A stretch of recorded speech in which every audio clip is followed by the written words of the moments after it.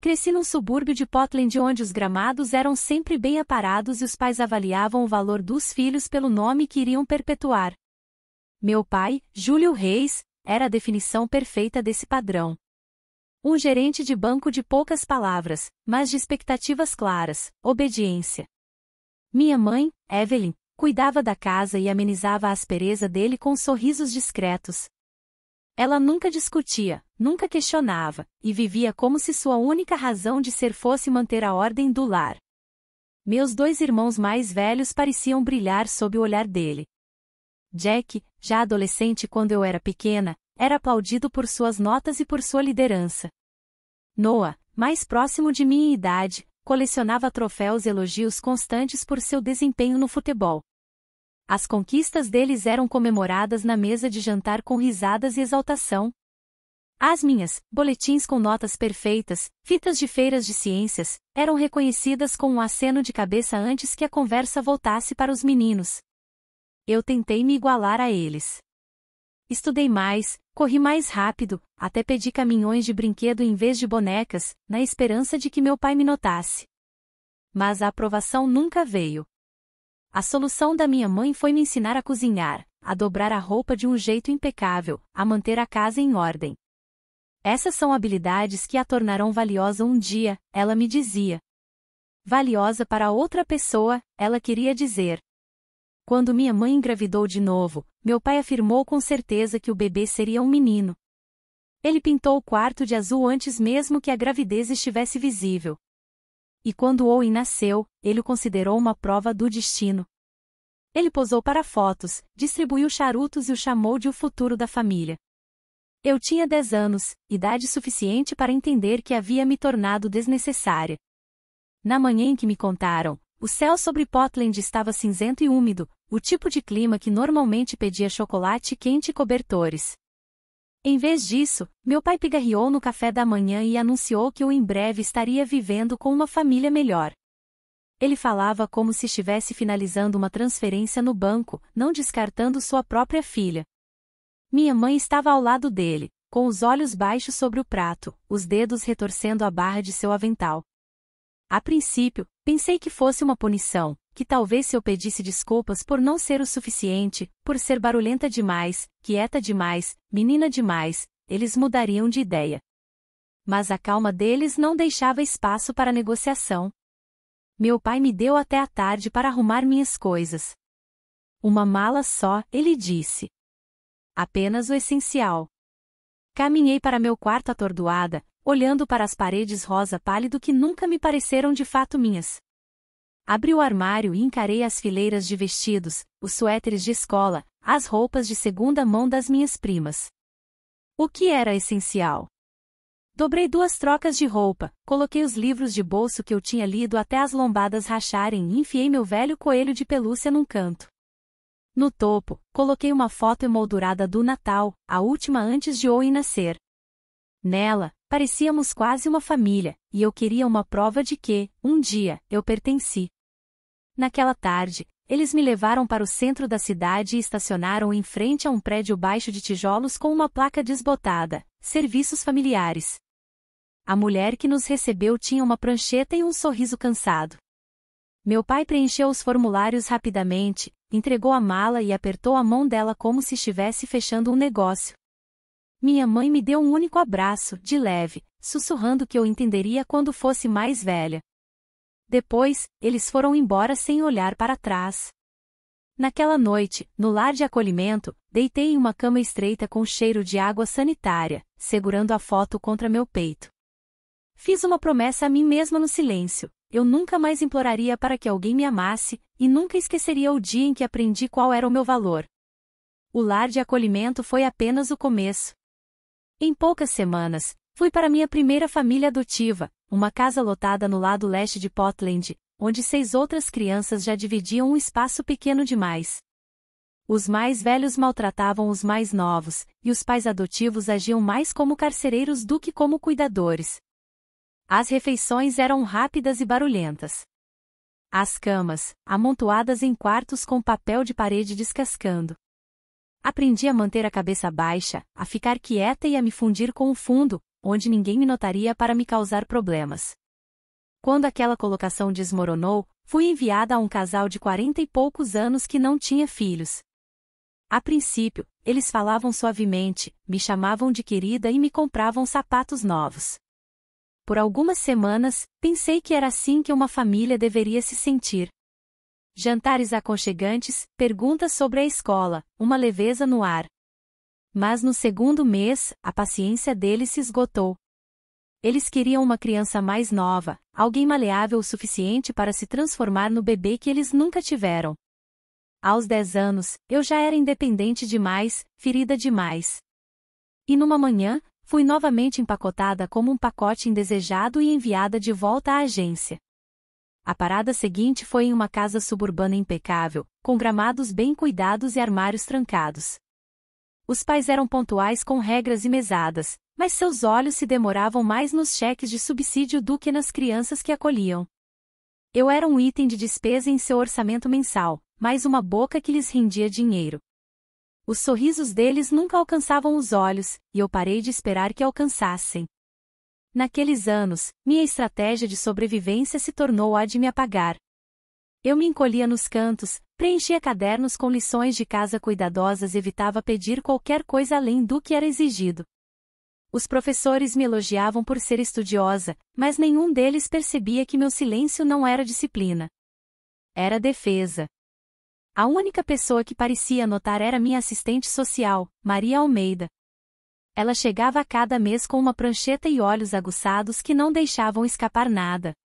Você é inteligente, Ana, ela me disse uma vez, inclinando-se sobre a mesa no escritório da agência. Mas você está se escondendo atrás dessas notas. Eu não respondi. Não sabia como. No entanto, uma parte de mim se perguntava o que ela via que os outros não viam. Uma pergunta que permaneceu enquanto ela começou a mencionar um homem chamado Oliver Bennet. Maria me falou sobre ele em uma tarde cinzenta no escritório. O nome dele é Oliver Bennet, ela disse, batendo a caneta na pasta que carregava. Ele mora nos arredores de Portland em uma casa que é espaçosa demais para um homem só. Tem 62 anos, é viúvo e não tem filhos. Ele quer ser um pai adotivo novamente. Eu assenti, indiferente. Já tinha ouvido promessas assim antes. Uma semana depois, eu estava sentada rigidamente no carro de Maria enquanto virávamos em uma rua arborizada que terminava em frente a uma casa no estilo artesanal, com beirais largos e uma varanda espaçosa.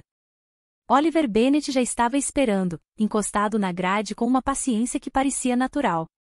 Ele era alto e esguio, com o cabelo prateado penteado para trás, e seus olhos azuis claros encontraram os meus sem forçar um sorriso. Em vez disso, ele disse: "Você deve ser a Ana.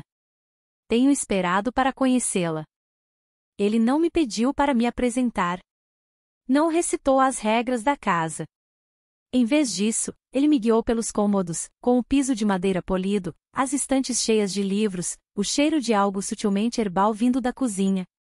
Quando abriu a porta do quarto que poderia ser meu, ele simplesmente disse: "Ainda não pintei. Pensei que você talvez quisesse escolher as cores." Ninguém nunca tinha me perguntado isso antes. Nas semanas seguintes, eu o testei com o meu silêncio. Ele respondeu com sua presença. Quando pesadelos me acordavam, eu o encontrava esperando do lado de fora da minha porta com chocolate quente. Quando eu lutava com a lição de casa, ele se sentava ao meu lado até que os problemas fizessem sentido. Em um sábado, eu o encontrei na garagem medindo tábuas de madeira. Uma estante, ele explicou. Achei que seus livros mereciam um lugar de verdade. Foram as pequenas coisas que começaram a desmantelar minhas defesas. O jeito como ele colocava meus desenhos de escola na geladeira. O modo como nunca apressava minhas palavras quando eu finalmente me atrevia a dizê-las. Aos 11 anos, aprendi o que era estabilidade. No dia em que o tribunal finalizou a adoção, Maria sorriu quando o juiz declarou meu novo nome. Eu segurei os papéis nas mãos, mas foi o aceno silencioso de Oliver que me deu a certeza. Pela primeira vez, a permanência parecia possível, e o peso de pertencer me envolveu como um cobertor que eu não sabia que precisava. Oliver tinha um jeito de me apresentar ao mundo sem que parecesse uma lição. Em um sábado, ele nos levou para as colinas a oeste, e caminhamos pelos grandes salões da histórica mansão Petit. Ele me mostrou as linhas das escadas, o equilíbrio das janelas, o jeito como a luz parecia nos seguir de cômodo em cômodo. Em outro fim de semana, ele me levou ao centro, ao Parque Keller, onde a água descia pelas escadas de concreto como algo que era ao mesmo tempo natural e construído. A arquitetura, ele me disse, não é só sobre paredes. É sobre moldar como as pessoas se sentem dentro de um espaço. Essas viagens plantaram algo em mim. Comecei a fazer esboços em cadernos, não apenas de casas, mas de bairros inteiros, inventando maneiras de torná-los mais acolhedores, mais seguros, mais vivos. Oliver me comprou lápis e papel quadriculado, nunca questionando se eu estava falando sério. Ele simplesmente me incentivou, como se já soubesse aonde aquilo me levaria. O ensino médio me testou de outras formas. Eu ainda tinha o instinto de desaparecer, mas, aos poucos, aprendi a me defender. Maia Sanches invadiu minha vida no primeiro ano, escorregando para o assento ao meu lado na biblioteca e anunciando que seríamos parceiras em um projeto de história. Ela era confiante, extrovertida, impossível de ignorar. De alguma forma, ela decidiu que valia a pena me conhecer. E, contra a minha própria cautela, eu a deixei ficar. Pela primeira vez, eu tinha alguém da minha idade que perguntava sobre mim não porque era obrigada, mas porque queria. A terapia também ajudou. O consultório da doutora Carla Evans era cheio de livros e cadeiras confortáveis, um lugar onde o silêncio não era punido. Ela me guiou de volta pelos anos que eu tentei enterrar, lembrando-me que a rejeição de meus pais falava mais sobre os limites deles do que sobre os meus. Aos poucos, comecei a acreditar nela. No último ano, o impossível aconteceu, uma carta do programa de arquitetura da Universidade de Cornell. A palavra aceitação impressa em letras fortes. Oliver a emoldurou e a pendurou na sala de estar, contando a qualquer pessoa que o visitasse que sua filha estava indo para Nova York. Pela primeira vez, a palavra futuro não me assustava. Parecia algo que eu já tinha começado a construir. Aos 30 e poucos anos, encontrei meu ritmo. Meus projetos não eram mais apenas esboços em cadernos, mas estruturas que se erguiam em Portland, centros comunitários com paredes de vidro e pátios onde vizinhos se reuniam. Os prêmios vieram, artigos em jornais locais e convites para palestrar em conferências. Ainda assim, cada conquista parecia incompleta se eu não pudesse compartilhá-la com Oliver. Ele continuava sendo meu alicerce, sentado na primeira fila nas inaugurações, com seu orgulho firme e silencioso. Foi durante uma dessas celebrações que notei a mudança. Ele aplaudiu, mas suas mãos tremiam ligeiramente. Mais tarde, no jantar, ele mexia na comida do prato, seu apetite havia sumido. Quando perguntei, ele se esquivou com uma piada sobre a idade. Semanas depois, a verdade veio como um trovão: câncer de pâncreas em estágio 4. O diagnóstico me arrasou, mas Oliver parecia quase calmo. Não podemos escolher o comprimento da estrada, ele disse suavemente. Apenas como a percorremos. Ele recusou tratamentos agressivos que roubariam o pouco tempo que lhe restava. Em vez disso, ele escolheu ficar em casa, e eu escolhi ser sua cuidadora. Nossa casa se tornou um lugar de dias contados. As manhãs eram preenchidas com horários de medicação e chá no jardim de inverno. À tarde, revíamos álbuns de fotos, suas histórias tecendo o passado em algo que eu poderia levar para o futuro.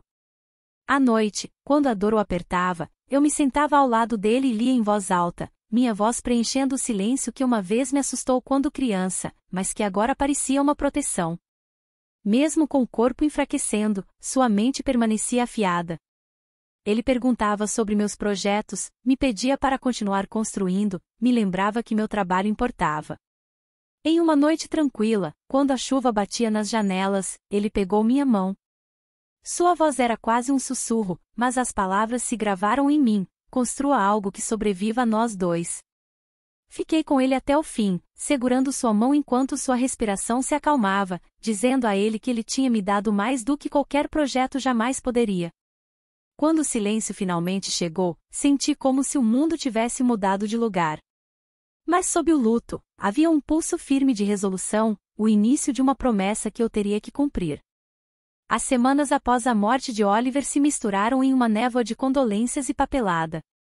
Eu me movia por tudo como se estivesse debaixo d'água, cada passo retardado pelo luto. Quando o advogado me chamou ao seu escritório, eu esperava pouco mais do que formalidades, a casa dele, as economias, talvez alguns pertences pessoais. O que eu não esperava era o número escrito em tinta preta no testamento. Oliver me tinha deixado tudo, sua casa modesta, seus investimentos, os resquícios do negócio que ele havia vendido anos antes. No total, somava mais de 27 milhões de dólares. Por um longo momento, eu apenas encarei o valor, incapaz de o conciliar com um homem que preferia camisas de flanela e velhas luvas de jardinagem.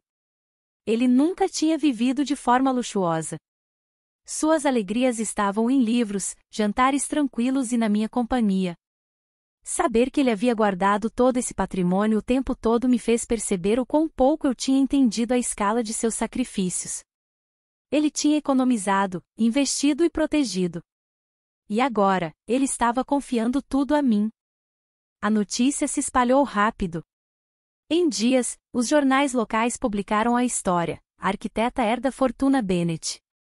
Meu rosto, tirado de algum site da empresa, apareceu ao lado de manchetes que eu nunca pedi. Colegas ofereciam parabéns que soavam estranhos. Estranhos me tratavam como uma curiosidade, e conhecidos insinuavam novas oportunidades que de repente pareciam contaminadas. À noite, eu ficava acordada na casa silenciosa. As paredes pareciam mais pesadas sem a presença de Oliver. A riqueza não amenizou a perda. Ela a tornou mais aguda. O dinheiro parecia menos um presente e mais uma responsabilidade, um peso que me pressionava a provar que eu era digna do que ele tinha construído. Certa noite, entrei em seu escritório, passando os dedos pelas lombadas dos livros que tínhamos lido juntos. A fortuna foi sua última lição. Percebi que ele não me tinha deixado dinheiro para gastar. Ele tinha me deixado os meios para continuar construindo, para honrar a promessa que eu tinha feito à beira de sua cama. Foi então que a campainha tocou, seu som cortando bruscamente o silêncio da casa, me puxando para um capítulo que eu não tinha previsto. 3 meses depois das manchetes, eu estava começando a encontrar um novo ritmo. Dividia meu tempo entre o trabalho e a organização dos pertences de Oliver, encaixotando o que podia ser doado, mantendo as peças que ainda tinham o cheiro dele. A casa estava mais silenciosa do que nunca, mas eu estava aprendendo a respirar dentro de seu silêncio. Em uma tarde chuvosa, a campainha tocou. Através do vidro, vi um homem de uns 60 e poucos anos, bem vestido, mas desgastado. Quando abri a porta, ele disse um nome que eu não ouvia há décadas. Sou eu, seu pai, Júlio Reis. O ar sumiu dos meus pulmões. Ele parecia menor do que o gigante que eu me lembrava, sua postura curvada, seu rosto profundamente marcado por rugas. No entanto, a arrogância permanecia no jeito como ele tentou passar por mim para dentro da casa. Atrás dele, estava um homem mais jovem de terno, com uma pasta na mão. Júlio ofereceu um sorriso ensaiado. Eu procurei por você por anos, ele afirmou. Quando li sobre sua herança, eu soube que era hora de finalmente acertar as coisas. Eu não os convidei para entrar. Deixei que ele falasse na varanda, suas palavras atropelando umas nas outras sobre arrependimentos, erros e como a família deveria perdoar. O advogado pigarreou e falou sobre reconciliação e legado compartilhado. Minhas mãos se apertaram no batente da porta enquanto eu ouvia. Não era remorso. Era estratégia. Naquela noite, eu liguei para um detetive particular. Se Júlio tinha reaparecido depois de décadas de silêncio, eu queria a verdade. Uma semana depois, o relatório pousou sobre a minha mesa, dívidas de jogo acumuladas. Hipoteca de sua última casa, empregos abandonados, pontes queimadas. Meus irmãos, os filhos que ele uma vez tinha valorizado, estavam ambos distanciados. Um tinha cortado os laços anos atrás depois de infinitas exigências financeiras. O outro não falava com ele desde a faculdade. O quadro estava completo.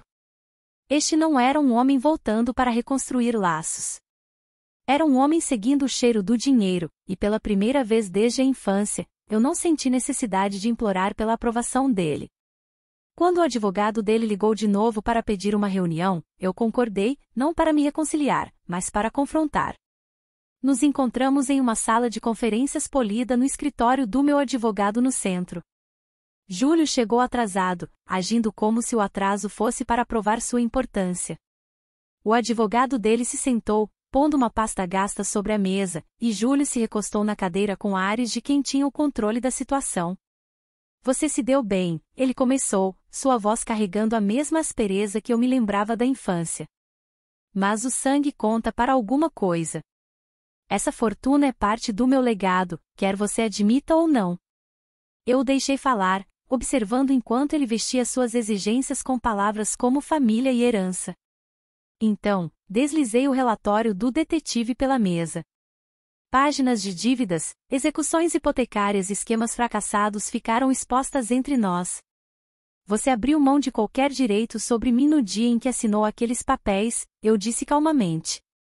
Você nunca me procurou até que o dinheiro estivesse envolvido. Não te devo nada. O sorriso dele vacilou, e pela primeira vez, vi um vislumbre do desespero por trás da encenação. Então é isso? Você vai virar as costas para o seu próprio pai? Vou oferecer uma coisa, eu respondi. O financiamento para uma clínica de reabilitação. Nada mais. Se você quer um futuro, não será através de mim. Será através de ajuda. O advogado se moveu desconfortavelmente, sentindo que a reunião tinha fracassado. O rosto de Júlio endureceu, mas ele não disse mais nada. Enquanto eu me levantava para sair, senti a estranha leveza que vem de fechar uma porta que nunca deveria ter sido aberta. Dias depois, recebi um e-mail de Ben, meu irmão do meio. Ele tinha lido sobre a herança e reconhecido meu nome. Suas palavras eram hesitantes, mas sinceras em desculpa por ter ficado em silêncio quando éramos crianças, por não ter me protegido quando deveria. Concordamos em nos encontrar para um café, cautelosos, mas dispostos. O primeiro passo hesitante em direção a um laço que tinha sido deixado inacabado. Foi um lembrete de que algumas portas, quando abertas com cuidado, ainda podem levar a lugares que valem a pena ser percorridos. A ideia veio lentamente a princípio, como uma semente se espremendo através da terra. Sem Oliver lá e a herança mais pesada do que eu poderia carregar sozinha, eu soube que o dinheiro tinha que significar mais do que estabilidade para mim. Tinha que se transformar em algo que honrasse o homem que me escolheu quando ninguém mais o faria. Foi assim que a Fundação Bennett para Futuros Familiares nasceu. Construímos o primeiro projeto em Portland, 20 unidades de moradia acessível para jovens adultos que estavam saindo dos lares de acolhimento, com um centro comunitário no andar de baixo e serviços de aconselhamento no local. Caminhei pelos corredores antes da inauguração, passando as mãos pelas paredes recém-pintadas, lembrando-me das noites que passei em lares de acolhimento, desesperada por permanência. Agora, aqui estava um lugar projetado para dar a outros o pertencimento que uma vez me foi negado. No dia da inauguração, eu estava no pódio com a imprensa reunida, meu nome ainda novo para eles, mas a missão já viva em mim. Falei sobre Oliver, sobre a vida que ele tinha construído para mim e sobre a promessa que eu tinha feito de a levar adiante. Família não é sangue, eu disse à multidão, minha voz firme. É escolha, compromisso e amor. E quando escolhemos uns aos outros, construímos algo mais forte do que a herança. Construímos um futuro. Enquanto a fita caía e os aplausos se erguiam ao meu redor, eu levei a mão ao pingente de chave prateado que Oliver tinha me dado anos antes. Ele aqueceu em minha mão, não mais apenas um símbolo de um lar que ele tinha aberto para mim, mas das vidas que agora estavam sendo abertas para outros. Obrigada por ouvir a história de Ana. Se você gostou desse vídeo, por favor curta e compartilhe para nos apoiar a trazer mais histórias inspiradoras, e se inscreva no canal para não perder nenhum lançamento. Até o próximo vídeo.